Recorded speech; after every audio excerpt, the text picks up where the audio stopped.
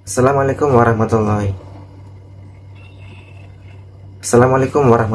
wabarakatuh. Selamat datang lagi sahabat di channel One Opini dimanapun Anda berada saat ini.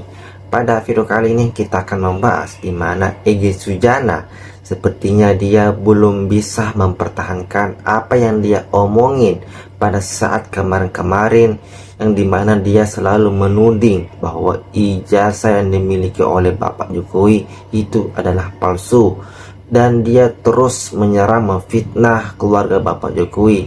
Namun pada saat dia ingin diperiksa kemarin di kepolisian, dikabarkan dia keluar negeri untuk berobat, sahabat-sahabat. Dan Ibu Irma dulu membungkam Egy Sujana bahwa Egy Sujana ini dari dulu sepertinya sudah membenci Bapak Jokowi, dan Ibu Irma bilang bahwa Egy Sujana belum bisa move on. Dan video selanjutnya ada pengacara Firdaus menceritakan pengalamannya bahwa dia pernah bergabung di kelompok Egy Sujana, Rosrio dan lain sebagainya, dan Firdaus menyesal bergabung dengan kelompok itu. Sampai hari ini dia ingin membayarkan dia punya dosa-dosa. Nah, bagaimana videonya? Kita tonton sama-sama berikut ini. SMP, SMA, itu semuanya nggak ada catatannya.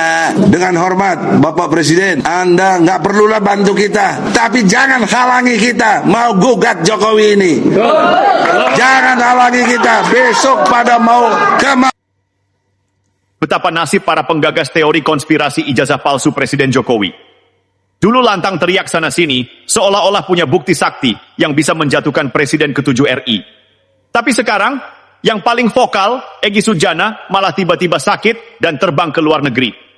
Katanya untuk berobat, ya tentu saja, klise dan basi. Dalih berobat ke luar negeri ini sudah seperti kartu andalan lama yang dipakai ketika tak sanggup menghadapi panggilan hukum. Persis gaya pengecut yang lebih memilih kabur ketimbang mempertanggungjawabkan ocehannya di depan penyidik. Lucunya, Egy bukan sekadar penggembira. Ia adalah tokoh yang sejak awal paling keras memukul jenderang soal ijazah palsu Jokowi. Tapi saat polisi meminta klarifikasi, yang muncul justru surat sakit dan alasan perjalanan ke luar negeri. Tes DNA nggak mau lakukan tes DNA. Kemudian jarak umurnya sama ibunya cuma 10 tahun. Nah ini dia, ini salah satu fitnah lagi. Bukan fitnah, ini kan fitnah. Anda jangan memfitnah, bicarakan yang bener dong. Itu fakta. Ini kita, siapa bilang fakta? Ibunya bilang fakta. Tahun 51. Kalau bilang fakta buktikan. Ya, ibunya umur Anda tahun 51. sudah, Anda ya, jangan ngomong fitnah, Egy. Anda ini orang beragama, stop, udah tua. Okay. Stop, jangan bicara fitnah lagi. Bicarakan Bicarakan yang lain aja. Jangan bicarakan fitnah lagi deh. Nanti saya lahir bongkar ibunya juga. tahun 51. Jokowi lahir tahun 61. Jadi berapa jaraknya? Umur 9. Siapa bilang? Itu fakta. Itu undercover itu kan salah. Ya, oleh orangnya dihukum. Ini contoh salah. Ada di tanggapi. Itu hoax. Itu hoax, salah, dan itu udah dihukum. Kok Anda peliter-peliter ke sana-sana? Dalam konteks makanya itu, nggak bergeser kemana-mana, nggak ada, nggak pernah move on. Makanya Anda nggak pernah move on. Makanya Anda nggak pernah move on. Inilah yang selalu Anda lakukan. Nah, sekarang dalam kacamata hukum, ya, apa yang dipersoalkan oleh gerombolan ini menurut Bung Firdaus, apakah benar ini palsu? Apakah emang ini harus ditelisik dengan pendekatan digital forensik atau kimia forensik? Karena kan ini fisik gitu loh, bukan produk yang sifatnya foto atau produk-produk digital. Jadi mana? Saya tidak mengarah ke situ dulu. Oke. Itu lebih spesifik nanti. Tapi saya lebih kepada pengaruh sosial pergaulan. Dampaknya. Dampak sosial dari pergaulan sekelompok ini gitu. Saya masuk di kolam yang sama dengan mereka dulu. Itu berarti temannya Egy Sujana. ya CS saya, profesor itu CS saya, teman perjuangan. Jangan kenal juga dengan Rismon. Nggak tahu kalau kalau pemain baru ya. Ya, kalau Roy Suryo apa segala itu udah kita ditembak di patung kuda udah ditembak pakai gas mata, peluru tajam sudah. Okay. Jadi itu perjuangan saya dengan Bang Egy Sujana gitu loh. Jadi artinya saya merasa bingung ya, kenapa kalau saya masuk kelompok itu kok saya kayak jadi kesetanan gitu loh. Semuanya saya anggap udah lo kafir. Lu nggak benar pokoknya. Pokoknya itu mereka tuh nggak mengkaji secara yuridis, secara apa sih, secara pikiran yang normal ya, secara waras. Pokoknya intinya mau benar mau salah, gue tetap benar. Gitu loh. Pokoknya semua orang gue justifikasi. Ada kok video-video saya, mungkin intelijen masih pegang video-video saya pidato maki-maki Pak Jokowi karena saya bela Pak Prabowo. Ada. Gitu loh. Tapi kok sekarang terkesan bela Pak Jokowi? Setiap hari saya menyesali dosa saya. Karena saya sudah memaki-maki Pak Jokowi dulu. Apa yang membuat Bung Firdaus berubah setelah setahun itu, kemudian berubah justru menjadi semacam diehard untuk Prabowo Gibran ini, yang di belakangnya ada Pak Jokowi? saya merasa melihat Jokowi ini ternyata saya salah gitu. Saya pernah meneteskan air mata. Kenapa? Karena saya pernah bersalah sama Pak Jokowi gitu. Jadi segitu kejamnya saya terhadap beliau, memaki-maki beliau, menjustifikasi lah Pak Jokowi gitu. Ternyata beliau tuh membangun gitu, membangun bangsa ini gitu. Jadi saya merasa berdosa. Jadi benci kepada Pak Jokowi itu benci buta gitu, nggak ada dasarnya. Iya, iya. Sama lah seperti si Rismon CS ini sekarang gitu. Dulu kebenciannya seperti mereka ini. Lebih bang, kan saya bilang Rismon itu pemula bang. Kalau saya udah profesornya. Roy Suryo kuliah sampai belasan tahun, tahu-tahu cuma jadi menpora. Kalau mau jadi menpora, jadi guru agama aja, jadi guru olahraga aja. Ngapain lama-lama kuliah? Deketin tuh Pak Jokowi biar dapat jabatan gitu. Apalagi si Rismon ini mengaku-ngaku ahli jurusan elektro, lalu saya pindah ke Jepang. Itu disertasi saya bla bla bla di Jepang di bawah pimpinan profesor bla bla. Nggak taunya katanya bodong ijazahnya, gimana sih? Aduh, yang lebih pencengangkan dan membagongkan lagi, ahli elektro dan forensik, kok kerjanya buka baut Pertamina, buka baut kilang minyak. Udah capek lah. Oke Rismon, tunggu saya ya, nanti kita debat. Makasih. Saya Dokter enggak panjang ini. Saya advokat, doktor kandidat Haji Muhammad Firdaus Oiwobo SH SHI MH SHPIT SHPDT CFLS CLA ALC CMK. Itu panjang ya. Bentar lagi MIP masuk tahun depan, 2 tahun lagi. Menurut saya tidak benar ya. Menurut saya tidak benar. Kenapa? Itu kan diajak kita. Coba dilihat deh itu video-video semua itu, perilaku orang-orang itu.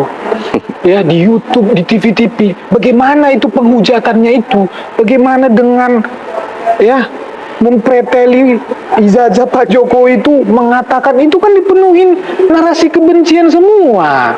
Jadi sudah sakit hati gitu? Itu kan sudah menyerang semua, menyerang martabat kehormatan. Nggak ada seperti yang disampaikan beliau tadi baik-baik, nggak ada seperti itu. Kalau begitu mah lain cerita. Kemudian latar belakang orang-orang ini kan jelas semua.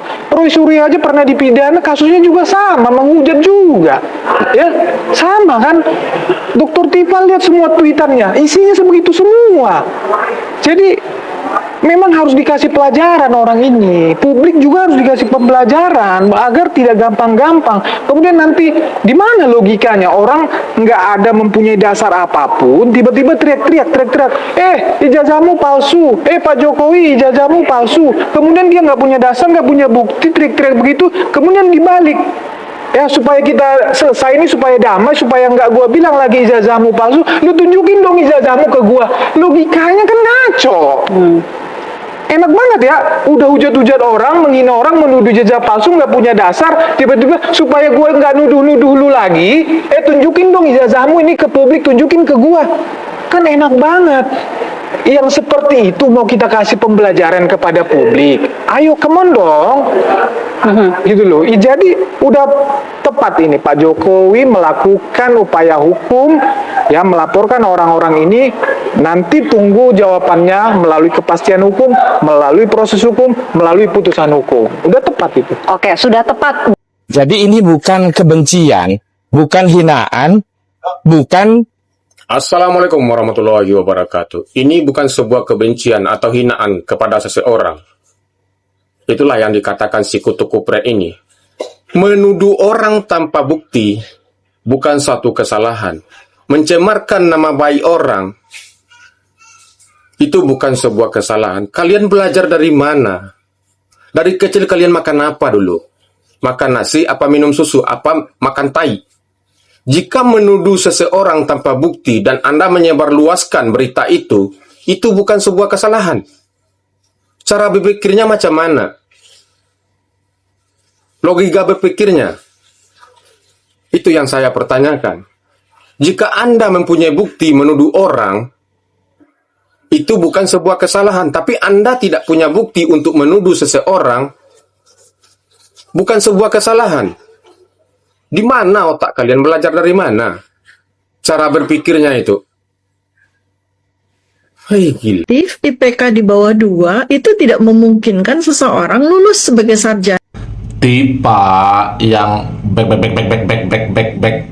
bego yang jadi pertanyaan saya dan juga yang jadi pertanyaan netizen pendukung Bapak Jokowi.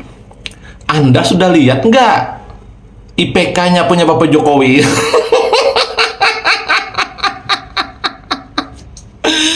Terus Anda sudah lihat nggak skripsinya punya Bapak Jokowi yang sebenarnya? Sudah lihat nggak? Jangan hanya katanya, kata orang lah. Anda mengatakan IPK-nya di bawah 2, Anda sudah lihat belum?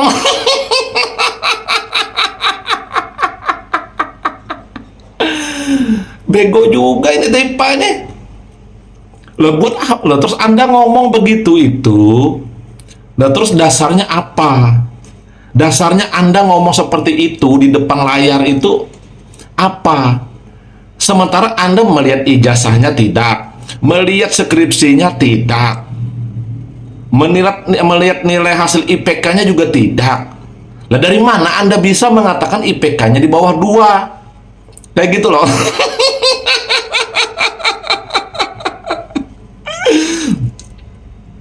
Dasar kamu ini tipenya dasar memang asli memang. Bener-bener. Bego.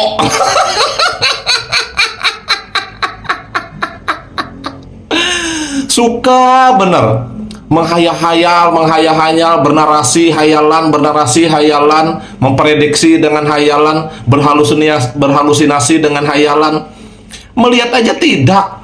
Sudah koar-koar di depan layar monitor, pakai diposting lagi.